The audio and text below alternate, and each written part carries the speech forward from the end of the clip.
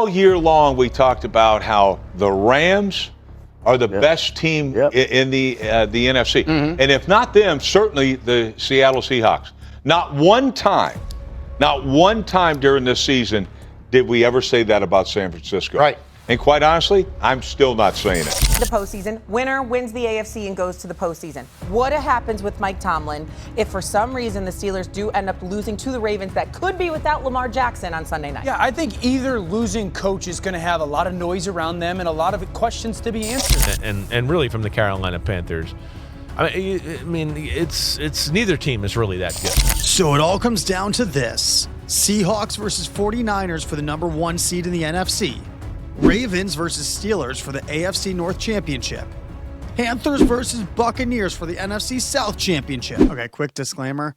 I filmed this before the Rams-Falcons game, so there is technically a scenario where the Falcons could beat the Rams on Monday Night Football and then beat the Saints in Week 18 on Sunday, which means that the Panthers would automatically have won the NFC South regardless of what happens on Saturday. But for all intents and purposes, Saturday's for the division. A little personal news to kick off this Tuesday episode of the Seattle Mike Show. I recently took a really hard fall. Like a really hard fall. I slipped and fell out of a friend's apartment window. Couple of stories straight on the pavement. Thank God my friends and I are all poor and don't live in tall skyscrapers, but falling out of a window, do not recommend it. 11 stitches later, I'm gonna have a scar on my head for the rest of my life now. Putting things in perspective, my fall, it could have been a lot worse. Like the Colts, who started the season 7-1 with a 99% chance to make the playoffs, and then fell all the way to 8-7 and were mathematically eliminated from the playoffs before Week 18 even started. That fall was way harder than mine. Or how about the Rams, who were the number 1 seed in the NFC a week and a half ago, and then fell all the way to the 6th seed, and now can't reach higher than the 5 seed, regardless of what happens between the Seahawks and the 49ers on Saturday. That's a Nakatomi Plaza fall. Another fall, way harder than mine, was the Detroit Lions, who went from a 15-2 number 1 seed season to this season when they fell all the way to elimination from the playoffs with a week to go. That might be a Pierce Bronson Bond villain fall. But the hardest fall of the week probably has to be the team that plays closest to Niagara Falls, the Buffalo Bills. They fell to the Eagles by way of a missed extra point and then a misfire by Josh Allen as the Bills were going for 2 for the win. He makes that throw 99 out of 100 times.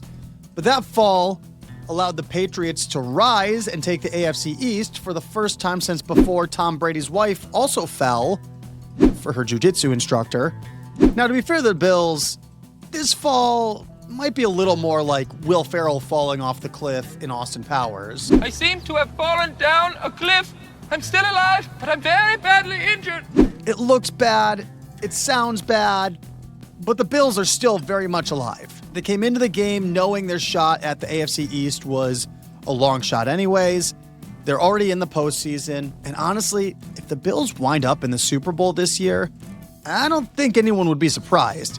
Their window isn't closed, like I wish my friends would have been. And wrapping up this part of the show, I do have some honorable mentions for big falls, like the Commanders, who reached the NFC Championship last year and now can only reach upwards of 5 wins this season. The Steelers, who could have clinched a playoff spot this week but fell to the Browns and now face elimination in Week 18 against the Ravens. The Vikings, who had a quality quarterback in 2024, let him walk for an unproven rookie who can't stay healthy. Thanks for that mistake, by the way. And Secondhand Serenade. Tonight will be the night it all fall for you. That's what I texted my crush as I was falling out the window. It was actually really scary, guys. Transitioning off of falls, which means I can finally cover up my scar again. Let's talk about who else is covering some scars heading into Week 18. Starting with the Buccaneers, who I kind of look at as like the matrix of NFL teams. They give you this illusion of something that looks nice, but you pull back the curtain, take the red pill, and you see a team that after starting 5-1, they've gone 2-7. And honestly, They've been doing this for years. They've just been in a dreadful division. Brady's last season in 2022, Buccaneers win 8-9, and they were the division champs. In Baker's first season with the Bucs in 2023, they went 9-8, division champs. Last year, 10-7, division champs. If they make it this year, it's because they're 8-9 division champs. Without the blue pill, aka the rest of the NFC South, the Buccaneers probably don't have a playoff appearance since 2021. The Bucs are like middle-aged men on Valentine's Day. They love their blue pill. Another team covering their scars is the Pittsburgh Steelers. Cool, Mike Tomlin has another season without a losing record. That's impressive, but they lost to the Browns. And their leading receiver let a fan get in his head by calling him DeKalen, which is his name. Arguably the greatest trash talk of all time, by the way. Like, DeKalen prefers to go by DK.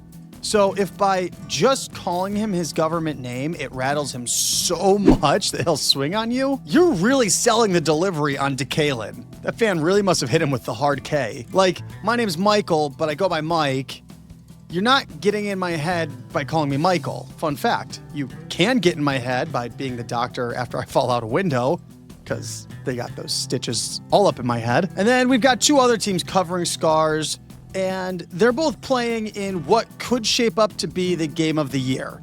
49ers have a lot of key injuries right now.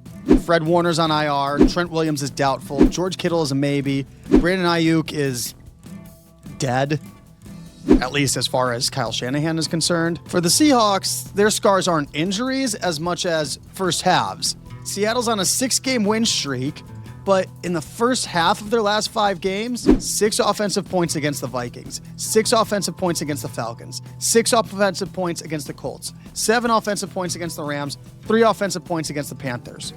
That's 1 touchdown in the first half of the Seahawks' last 5 games, which on the one hand, I look at and think Mike McDonald is doing an awesome job at halftime adjustments.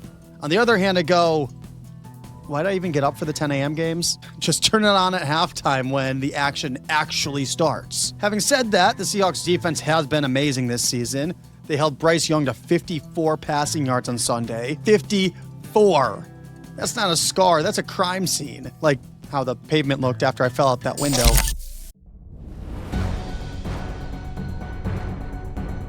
There's been an update since recording the episode. If you follow the channel, you know that these are my breaking news / editing clothes. They're super comfy. With the Falcons win over the Rams tonight on Monday Night Football, we have an update to the NFC South playoff picture. In order for the Panthers to clinch the NFC South, their only way into the playoffs, they need to either beat the Buccaneers on Saturday, tie the Buccaneers on Saturday, or need the Falcons to beat the Saints on Sunday. The Buccaneers, in order to clinch the NFC South, their only path into the playoffs, need to beat the Panthers on Saturday and need the Saints to beat the Falcons on Sunday. I went to a local establishment and watched the game with my friends. They insisted on being on this video. And so I got some quick reactions from them after the game. First and foremost, friend of the program, Rocco. Rocco, what are your thoughts on the Falcons game? Number 1, go Birds. Number 2, fuck the NFC South. Fuck you. Next, I got my good friends, Destiny and Shilese. Little context to the Destiny portion. Before every game starts, Rocco and I asked Destiny to tell us the names of the teams based on their team emblems, based on their logos. For the Falcons, she said it looked like the Ravens, so she thought they were the Ravens. And then for the Rams, she said their logo looks like a CD-ROM, so she called them the CDs. That context matters for this. All right, Des, what are your thoughts on tonight's game? Fuck the CDs. Go Birds. Okay. Charlize, any thoughts on the game? It would have been cool if it went into overtime, made the game last a little bit longer, but overall, yeah, but the Chargers, go ahead, go Birds. I love how they both picked the wrong team. No, it's Chargers. It's the Rams. Ha ha! Gotcha. Ha ha! Correct. It was also both LA teams. Both LA teams. Both LSU, it works. So yeah, you got the right city. That's going to wrap up this Tuesday edition of the Seattle Mike Show. Please remember to like and subscribe to help the channel grow. Also, remember to lock your windows. That's not how this happened, but still a good idea.